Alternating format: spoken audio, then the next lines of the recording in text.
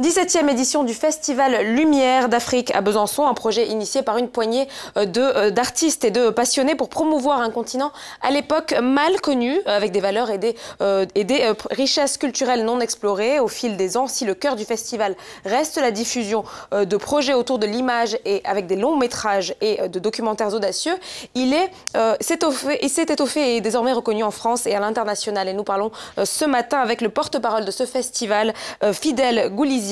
Fidèle Goulizia, bonjour. Alors, à quoi a répondu le besoin d'avoir ce festival du cinéma à Besançon en France? Alors, un festival à Besançon, d'abord Besançon, pour tous ceux qui sont cinéastes, pour tous ceux qui sont amoureux du 7e art, c'est la ville natale des frères Lumière et de Victor Hugo. Et en 1996, l'APACA, c'est l'Association pour la promotion des arts et cultures d'Afrique, en collaboration avec une centaine d'associations, avait décidé de mettre à l'honneur le cinéma africain dans sa quête identitaire, dans la promotion également des arts et cultures d'Afrique. Donc c'est une tribune d'expression pour l'Afrique, pour mieux connaître l'Afrique à travers un cinéma qui se développe de plus en plus aujourd'hui. Le cinéma africain a beaucoup de choses à proposer. Depuis les années 60, on est sorti d'un cinéma exotique à un cinéma ouvert, un cinéma de métissage. Et aujourd'hui, de grands films projetés au Festival de Cannes. On se rappelle par exemple le César de Abderrahmane Sissako de Tombouctou. Donc c'est un cinéma qui n'est plus exotique, c'est un cinéma thématique qui a des valeurs.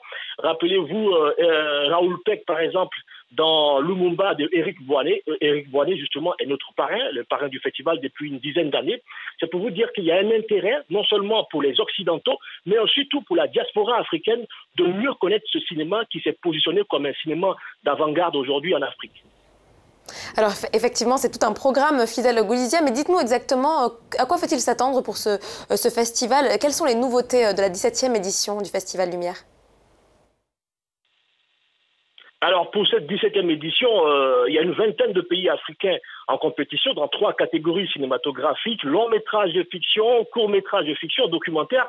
Et cette année, la particularité, c'est que la compétition internationale des longs métrages s'est ouverte à l'Afrique anglophone avec un film d'une jeune réalisatrice zambienne qui s'appelle Rugano Nyoni, qui a été présenté cette année à la quinzaine des réalisateurs à Cannes, avec son film I'm Not a Witch, avec un autre film nigérien, Catcher, de Walter Taylor. C'est la grande innovation. Et chaque année, depuis bientôt 2 ans, nous faisons un hommage à de grandes figures de la culture africaine. Et cette année, l'hommage est rendu à Ousmane Sow. Ousmane Sow, qui a été le premier noir admis à l'Académie des Beaux-Arts en 2013. Il est mort en décembre 2016 dernier à Dakar. Il laisse derrière lui un héritage à valoriser. Donc, la ville de Besançon va faire un hommage ultime à Ousmane Sow lors d'une projection d'un documentaire suivi d'un panel avec des historiens français.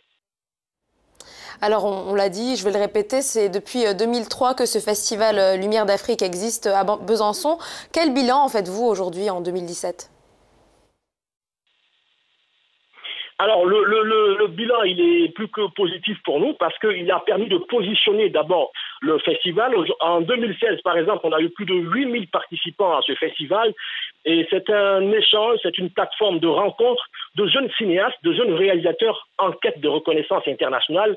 Pour nous, c'est une belle tribune d'expression pour tout un continent qui a envie de se faire reconnaître au plan international. Je rappelle simplement que pour l'édition de cette année, le 11 novembre, on aura avec le film franco-burkinabé Walaï de Bernie Goldblatt, avec le jeune acteur plein de promesses Makan Nakan Diarra. C'est dire que effectivement c'est une plateforme qui permet de découvrir de nouveaux talents et d'affirmer ceux qui sont déjà confirmés.